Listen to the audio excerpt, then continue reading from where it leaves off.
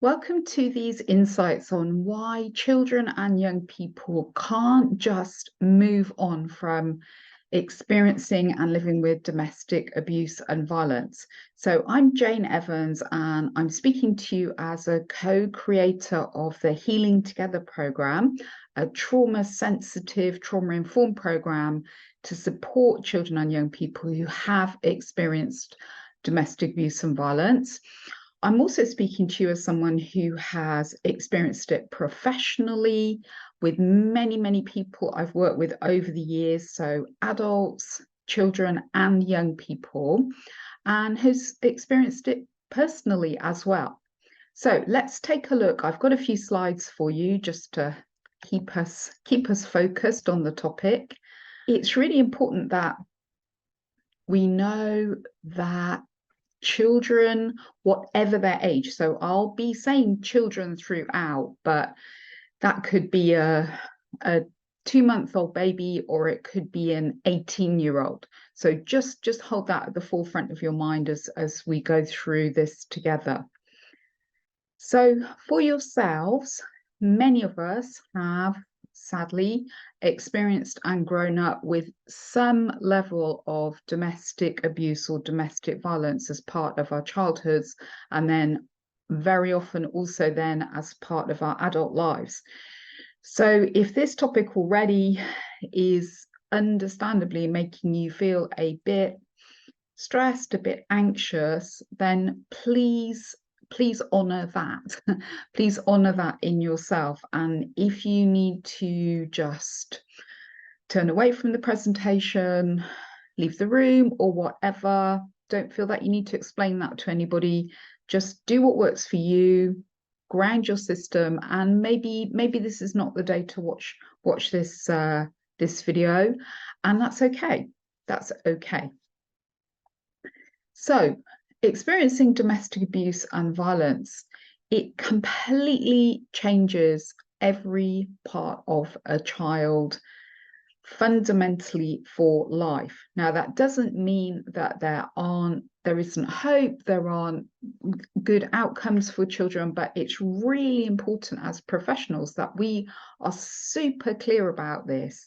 I have worked with so many adoptive parents, kinship carers, foster carers, been a foster carer myself over the years, who struggle to get across to professionals like yourselves and many, many, many others that, yes, my child experienced domestic abuse, domestic violence at 2 months old, and yes, they are now 16, but that impact, how it shaped their body and their brain, the reactivity in their system, doesn't magically evaporate with the passage of time.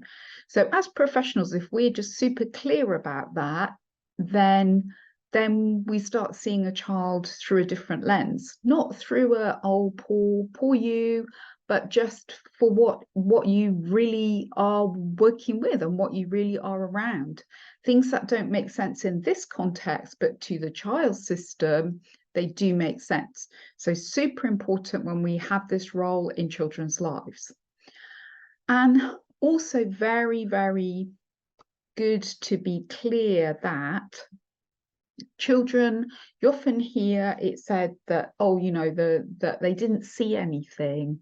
And, myself as a parent of a child who has experienced domestic abuse, one of the things that you cling on to is that, they didn't actually see it. They weren't in the room. But what we know now is that a child doesn't have to literally see what happens to be profoundly, deeply impacted and to be a victim of domestic abuse and violence. And the great news is that this is now embedded in the law. So very, very clear. So it's good for ourselves, again, as professionals, to watch how we talk about this, because it was very, very common not that many years ago to talk about children being there, but they're not victims. They didn't see anything. So we just need to be crystal clear as the professionals that whatever they're exposed to, it's had an impact. And again, that's just really helpful and really respectful for the child. So you may be working every day, every day that you're at work with children and young people who have experienced domestic abuse. It's so common, sadly, as an experience in families, that it would be surprising if you never ever did. But of course, it may have not been something that's been shared with you. It may be happening now. It may have happened, as I said, many, many years ago.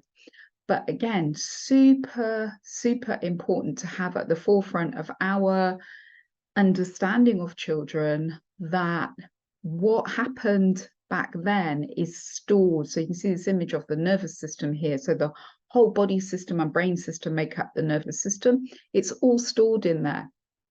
And it impacts how the child experiences life moving forward.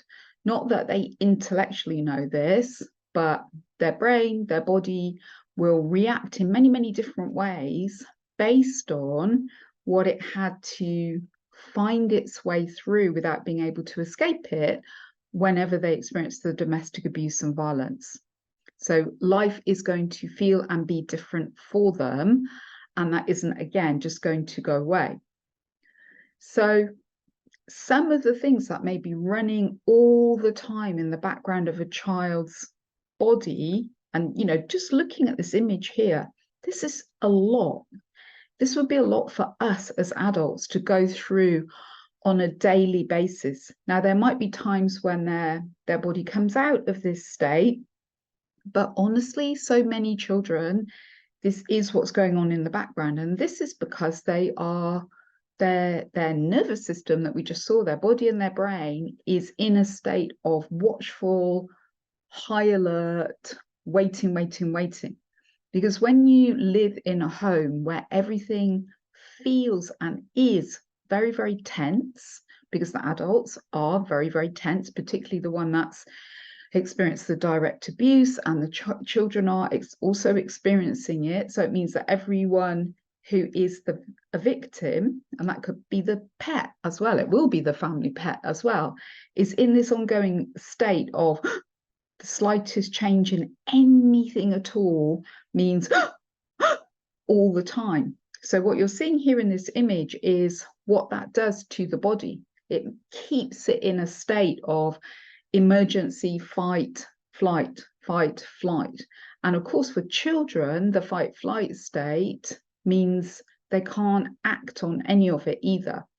So they can't escape the tension, the fear, the unpredictability, the whole experience that they're having. They can only absorb it, and their body and brain automatically put them into this state.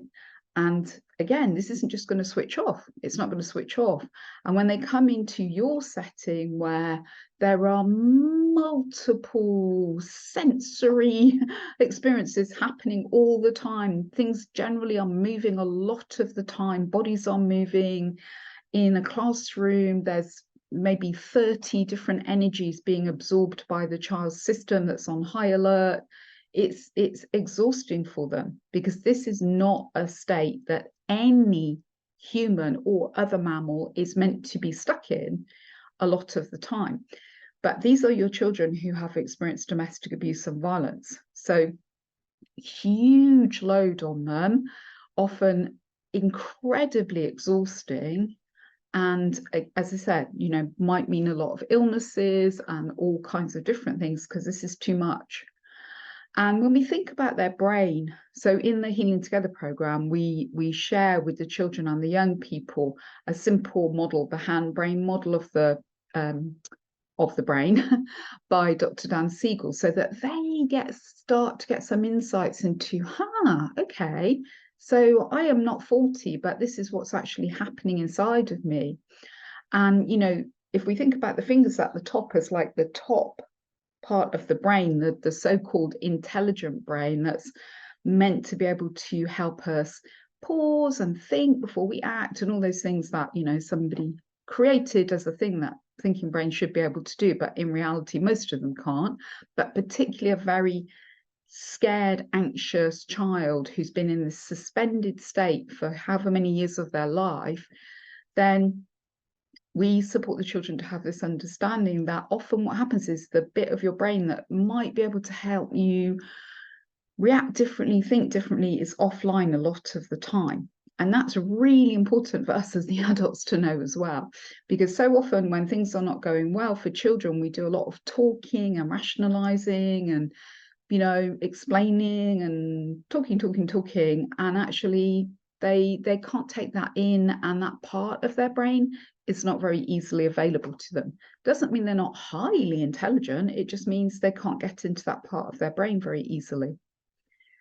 So it's, again, I keep saying it's important, but this is all such vital stuff. I'm delighted that you're getting access and some space and time to think about this, to know that you might have a child and the domestic abuse, they might have been out of it for a year, or they might have moved and they're in a new home now, they're in a new city now, they're in a new country even now. But for the child's system and experience of life, it's not over. It isn't over. The thing with perpetrators of abuse and violence is that they don't stop. They don't care. They don't. There isn't a point where they go, oh, do you know what? I'll just stop finding ways to abuse my ex and my children. There's no point at which that happens. I wish I could tell you that there was, but there really isn't. It's, and I speak personally and professionally on that. And again, for the children, so children anyway, in, many situations in home environments, when the adults don't seem happy with them, children just come with the conclusion that, well, this must be my fault. It must be my fault that this parent is always so threatening and scary to the other parent. It must be my fault that the other parent doesn't seem to be very emotionally there for me. It's down to me. And again, children don't just switch that off. They carry that with them through lives.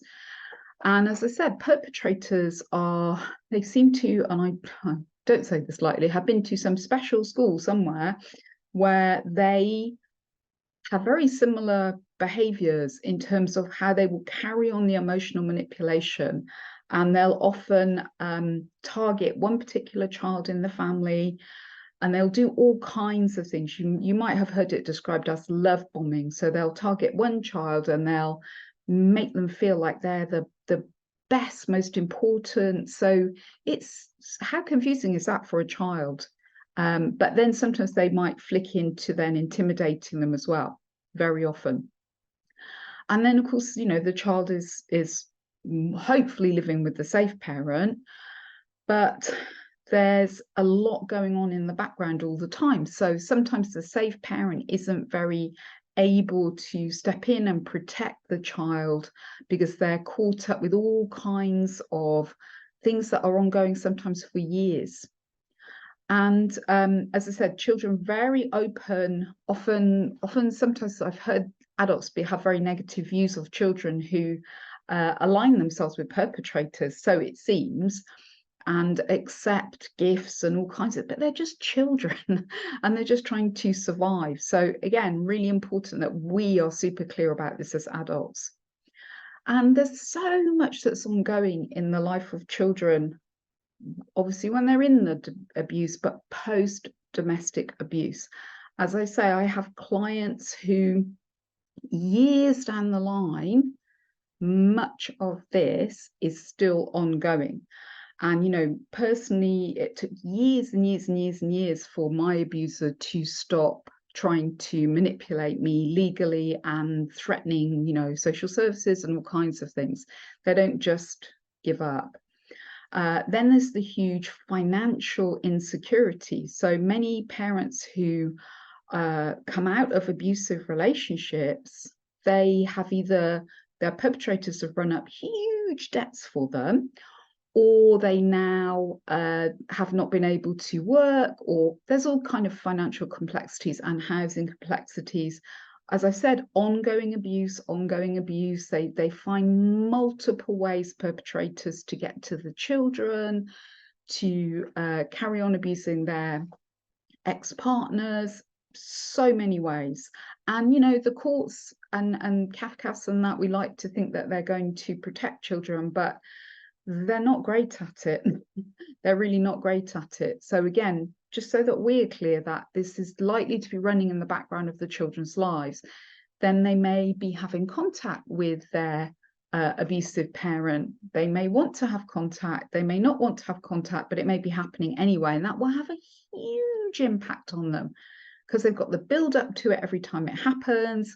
They've got all the trauma of the contact, and then they've got the coming out of that trauma when they are back with their safe parent. With my son, it used to be like a week-long process, to be honest. So then they arrive in your school on Monday morning, or it's Friday and they're going off later today. So their behavior particularly off, which if we pause and think, I wonder if, then it starts to make more sense. Same with trauma anniversaries.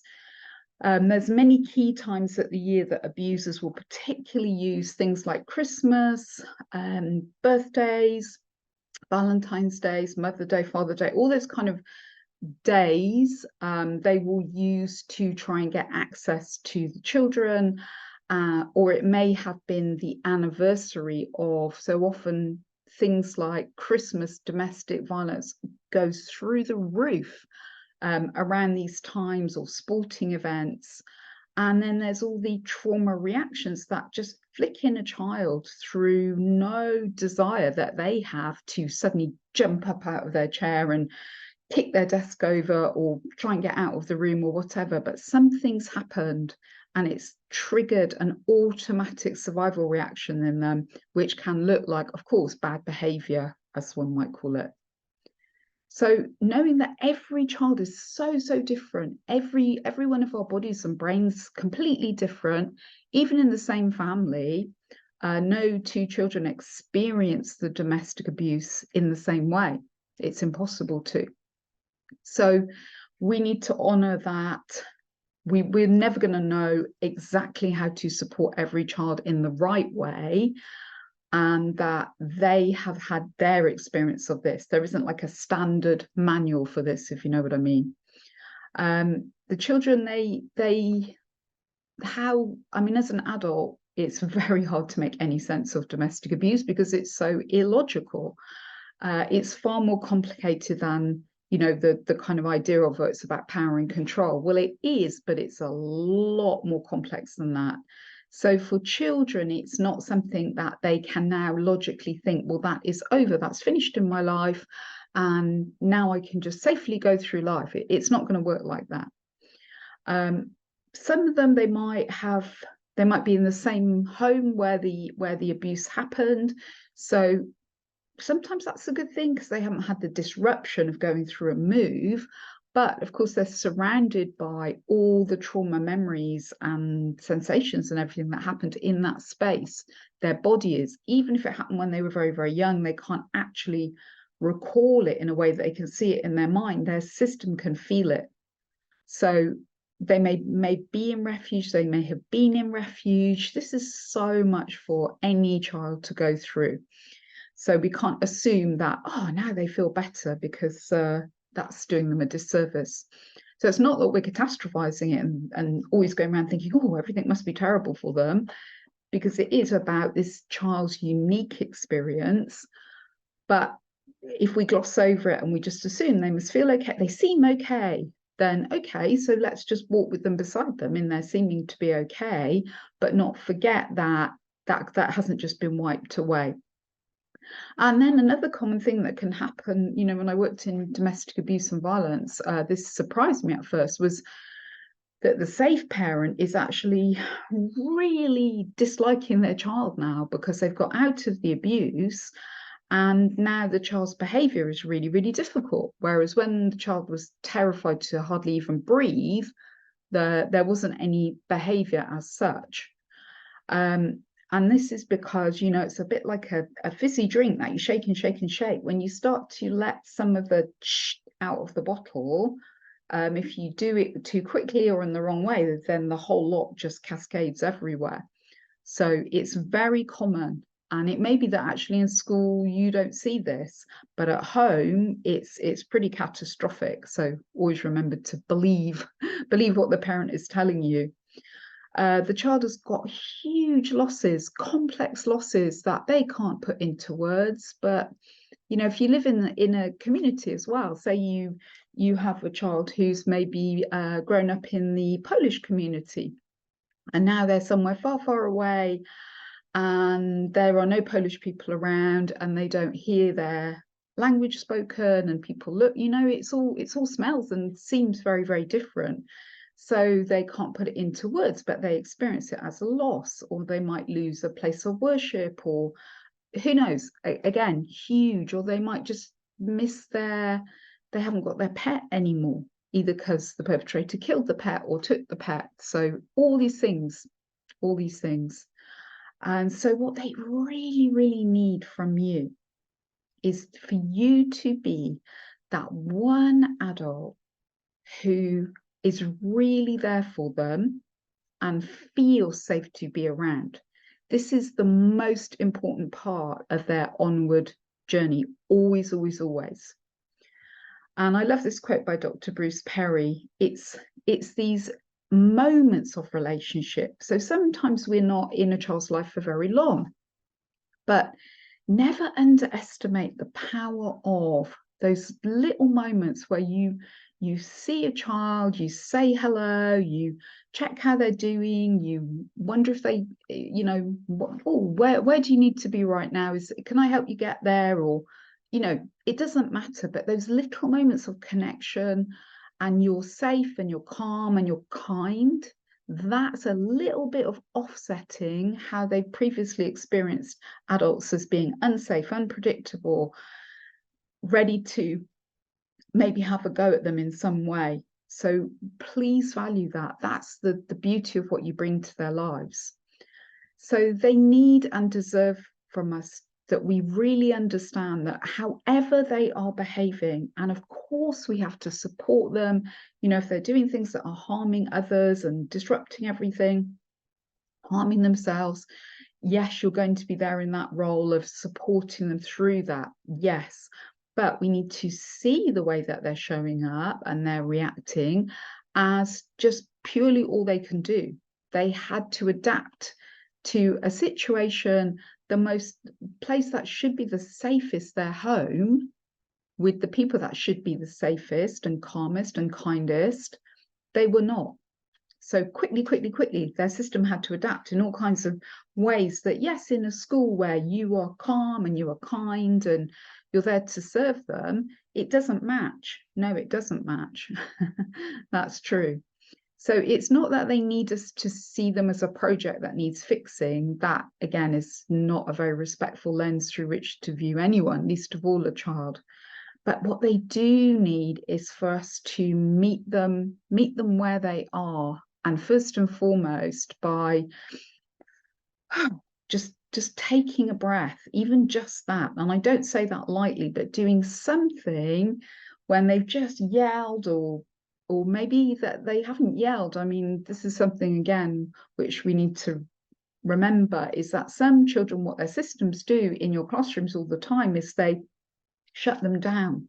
So the sound in the corridor, the cough that somebody did, or the look on your face because you're thinking about something, but it looks quite threatening in that moment, has flicked their body and their brain into a complete state of shutdown.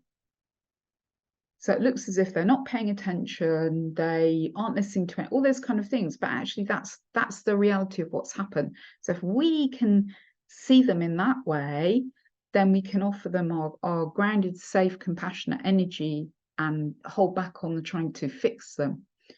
What children really need is for us to kind of slow down on all of this in a way, because I know myself, I used to find it quite overwhelming just to think about what children had lived through, and sometimes then be a bit worried about, am I going to get this wrong?